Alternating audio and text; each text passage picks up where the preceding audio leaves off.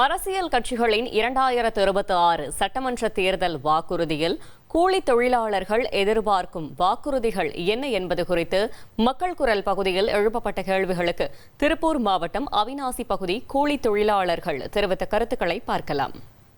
கட்டட காலத்தை ரொம்ப நாள் தான் செஞ்சுட்டு இருக்கிறேன். ஒரு 60 வயசு வரைக்கும் செய்ய முடியாதுங்க. ரொம்ப நாட்கள் முடியாதுங்க. உங்களுக்கு ஏதோ வயசான காலத்தில் ஒரு 5000 ஏதோ மாதம் 5000 கொடுத்தா நாங்கள் ஏதோ பொறுத்து ஏதோ பண்ணிக்குவோங்க. அதே மாதிரி எங்களுக்கு வீடு வந்து பெரிய பங்களாவெல்லாம் ஒன்றும் கட்ட முடியறதுக்கு வாய்ப்பு இல்லைங்க. பணம் காசு இல்லைங்க.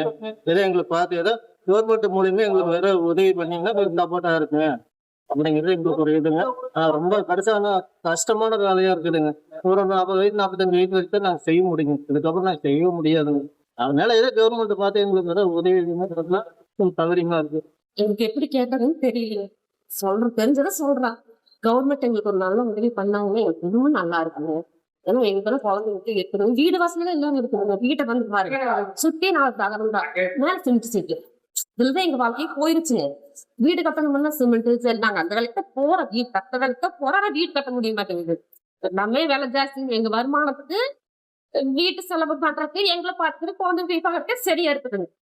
வீடு கட்டுற மாதிரி வந்து லட்சக்கணக்கு வேணும். அந்த லட்சக்கணக்கு கூட எங்களுக்கு கட்ட முடிய மாட்டேங்குது. சம்பளத்தை உயர்த்தி கொடுத்து விலைவாசியை குறைச்சு கொடுத்தா எங்க போகுது. ஏன்னா இன்னைக்கு வாங்குற சம்பளம், வாடகை, ஒவ்வொரு பருப்பு, அரிசி எல்லாம் வாங்கி பார்த்தா கடைசியில் பார்த்தா 1 பைசா மிச்சமாகுது இல்ல.